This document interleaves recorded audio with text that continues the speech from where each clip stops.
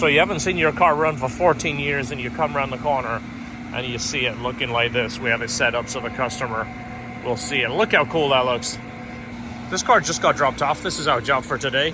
He's installed his own Science of Speed supercharger kit. It is the stage 1, so it doesn't really have fuel management. It has the FMU, the fuel pressure riser.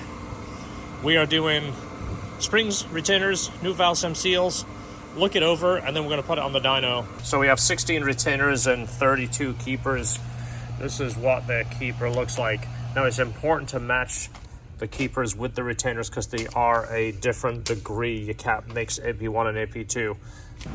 I'm going to look this over. A little wet here. He had a little bit of a problem bleeding it, but I think it's good now. This is a little bit low. We're going to check it anyway. He's supplying his own retainers and keepers and a valve cover gasket kit. He also has valve stem seals. This is the fuel pressure riser. What it basically does is increase fuel pressure with boost. It's like a 1 to 7 or a 1 to 10. 1 pound of boost pressure, X amount of pounds of fuel pressure. It works. It's just not the best, but this was all we used to have back in the day. This is still good if you have to have your car in an emission state.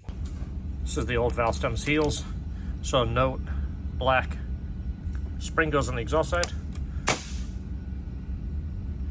Hard to show this on camera, but these are very thin. One thing you notice on the AP2s, this edge is quite a bit thicker, to a point that you notice them when you pick them up.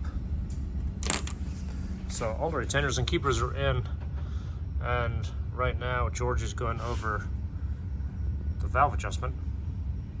How is it? Tight so far. So it's pretty important to make sure these valve clearances are on the looser side if you can, especially when you're running a supercharger. All right, now it's running. Fresh valve adjustment, new retainers and keepers. We're going to bring it up to temperature when we put it on the dyno, and we'll creep up. We're not going to do a full throttle run first off.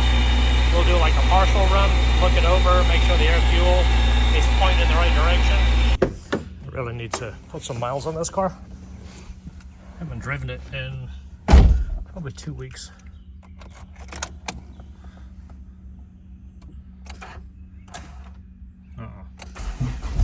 There we go.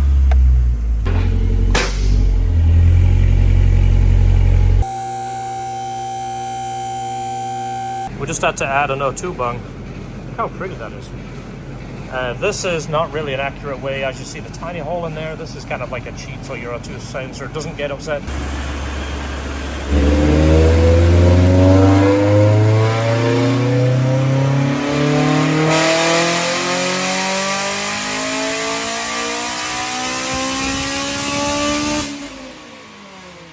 So it's plenty safe. 290, obviously the torque won't pick up, it's getting all kinds of interference. It's on the 11 line, it comes up to right at 12, then it's back. So I'm thinking we'll lean it out just a hair because it is only making 6 pounds of boost, which isn't bad for 6 pounds. These only make about 200 to the wheels on a good day, so it's quite a big increase. So let's take a hair of fuel out of it, see what it does. Ready?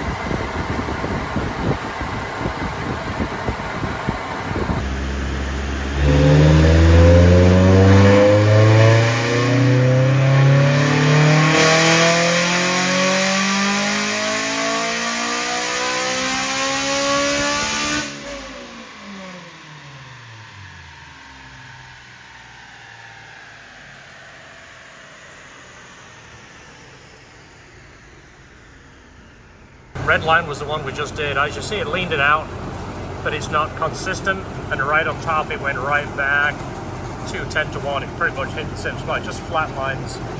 We're going to go ahead and put our GM map sensor on there and run it into the dyno just so we can see the boost pressure. I'm going to let it cool down a little bit because it only has a small heat exchanger, but I don't want to lean it out anymore. Right here, it's about 12.3, something like that. 12.4, it's pretty close somewhere.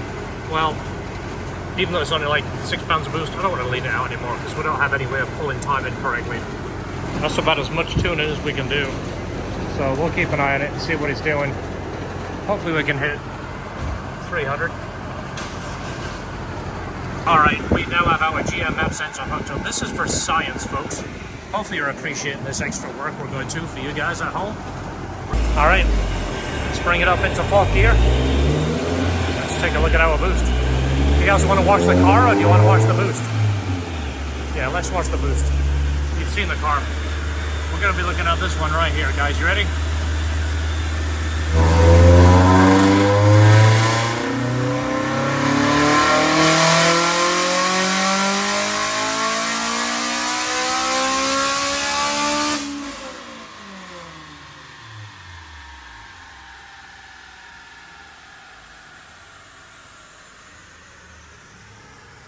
We made 300 with a cool down.